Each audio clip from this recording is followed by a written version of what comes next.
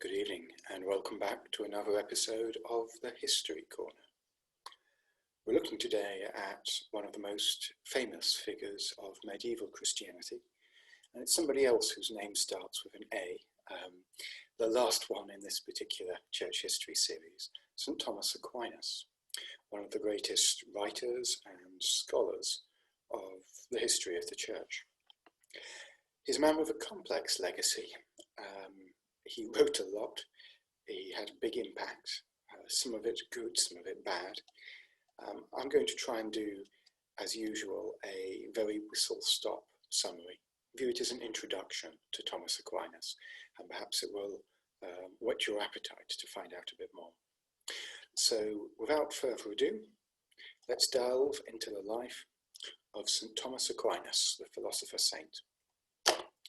Now, Thomas was born and grew up in a small noble family. His family was keen for him to enter a monastery, but was not happy when he then decided to become a Dominican friar. In those days, monasteries were high social status, friars lower social status. You could be a very wealthy abbot of a wealthy monastery and a very important person, but friars were required to renounce personal possessions and so forth, and it was a very different life. His family was so determined to stop him becoming a Dominican that when he went off to become one, they kidnapped him and held him in a castle for a year. The story is that his brothers even paid a lady of the night to come and try and seduce him, and he drove her off waving a hot poker. I suspect that story is a little bit embellished, but it was the Middle Ages. People tended to be a little melodramatic. In any case, eventually his family gave up trying to stop him becoming a Dominican friar, and he joined the order, which was very devoted to scholarship and preaching. It had been founded to combat heresy by training educated, intelligent preachers. And Aquinas very quickly showed himself to be a very capable scholar. People underestimated him at first because he was quiet and didn't say much, and people therefore thought he must be slow. It's said that one of his teachers reprimanded them by saying, "You call Brother Thomas a dumb ox, but the day will come when he shakes the world with his bellowing." Again, it may be made up, but the gist of the story is probably true. Aquinas was a slow, careful, thoughtful person, not somebody quick to speak his mind. But when he eventually got going, he produced some of the most influential works of theology in the history of the Christian church. He lived at a time when the works of Aristotle had just started to be rediscovered. A few of Aristotle's works had survived through the early Middle Ages by virtue of having been translated into Latin, but most of them were only available in Greek. And knowledge of Greek in early medieval Europe was very poor. But by Aquinas' time, people were starting to acquire enough Greek to read them, and also to produce Latin translations. And so, influenced by Aristotle's work, especially on logic and ethics, Aquinas sought to incorporate that into Christianity and to build an edifice of Christian theology that was at least as, if not more, comprehensive, coherent and systematic as that built by classical philosophy. He taught and wrote in Paris twice. He was twice a master of the schools there, and in Rome, where he helped enhance the educational training available at the papal court. He wrote a lot of books and was involved occasionally in controversies. In particular, he reacted against the Averroist movement, which was sometimes called radical Aristotelianism. They were really trying to radically rewrite a lot of Christian theology based on Aristotle. And Aquinas, like a lot of contemporaries, was very uncomfortable with this and felt that you shouldn't be basing Christian thought on a pagan writer. So as much as he was a fan of Aristotle, he was an opponent of those who took him too far and put him on a par with Scripture. Amidst all this scholarly and political work, Aquinas was also, at the end of the day, a Dominican friar. He had a very active devotional life, and there are a couple of stories of miraculous experiences, particularly of him apparently being seen to levitate whilst praying, which I haven't personally observed in any of our churches, but the story reappears several times in the Middle Ages. There's also a story that once he was praying in great distress and the Virgin Mary appeared to him with the no doubt rather comforting assurance that he would never become a bishop, which must have been a great relief to him. His impact is hard to quantify. He was in many ways the definitive theologian of the Middle Ages. His work remains foundational in Catholic theology, and it's engaged with by all the more educated Protestant theologies as well. Most people have come to demur from at least some of what he wrote, but what he did was build a comprehensive and systematic Christian theology that discussed how Christian truth applied into every area of life and existence. Everything from keeping livestock to raising armies to the working of the human brain. Now, when it comes to summarising all that, of course, I could be here all day. I just want to pick out a few key things that emerged from his work. Now, I've touched on the comprehensiveness of it, the endeavouring to show the relevance of Christian truth to all of life, and also his inclusion of Aristotle and the benefits of some of the old classical philosophy for pagan thought. One of his slogans was Gratia non tollit naturam sed perfecit, which means grace does not destroy nature, but perfects it. Aquinas believed that you could learn a lot from observing nature. He believed that the classical philosophers had learned really valid insights from observing the world of nature, and that grace and revelation and Christian truth did not obliterate that and write over it, but build on it and perfect it. Whereas Augustine had emphasized the fallenness of the world and of human nature, Aquinas perhaps had a little bit more positivity towards it and viewed Christianity as coming not to destroy and not to raise and rebuild, but to perfect and complete. Now, this fed over into his attitude to a lot of things, most famously just war and the question of warfare. Aquinas believed that warfare, being part of nature, was something that must continue until the coming of the kingdom of heaven, and that Christianity did not ban it, but require it to be conducted rightly. And he picked up Augustine's theory of just war and developed it further, particularly around the idea of who had the right to declare war, and what were legitimate contexts for violence as a way of solving problems, and what were illegitimate. He also explored the relationship between virtue and citizenship. So it is not the same to be a good man as it is to be a good citizen, was another Aquinan statement. In other words, you can't run the two together and say because somebody is a respectable member of society who keeps the laws, they're a good person. Being a good person is different to being a good citizen. Sometimes being a good person may require you to be a bad citizen, as it did in some ways the early apostles who were disobedient to the civil authority. But with that also came the idea that it is not the job of the state or of society to make people good, and indeed that they can't. That's changed from the outside in, whereas true virtue, true goodness comes from the inside out. And therefore, Aquinas saw the role of the state as being maintaining civic virtue rather than making individuals good. And that placed limits on what was appropriate for a government.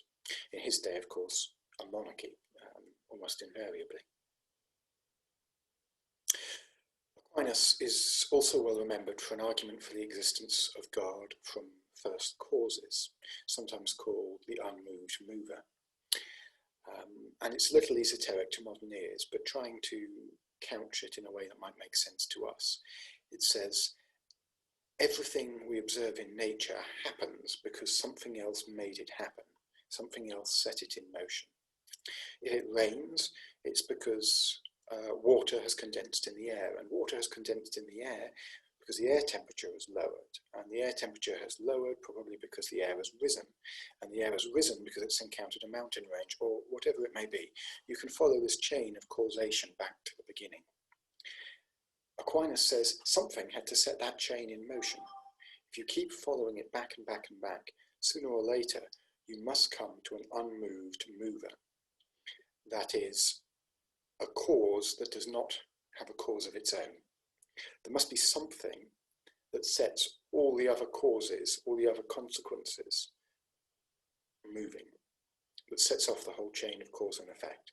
And Aquinas says, surely that must be God. Nothing else is big enough to be the unmoved mover. Interestingly, you could argue that in modern cosmology, the Big Bang has sort of taken on the role of being the unmoved mover. That's what is supposed to have set everything going. And we don't have a good explanation for why it might hypothetically have happened. So it has taken on that idea of the unmoved mover. But for Aquinas, the most plausible and satisfying unmoved mover was God. And finally, when he talked about God, Aquinas developed what's sometimes called the via negativa, which means literally the negative way or the way of denying. He believed that you had to be very careful what you said about God. You had to be very careful making sweeping statements about him.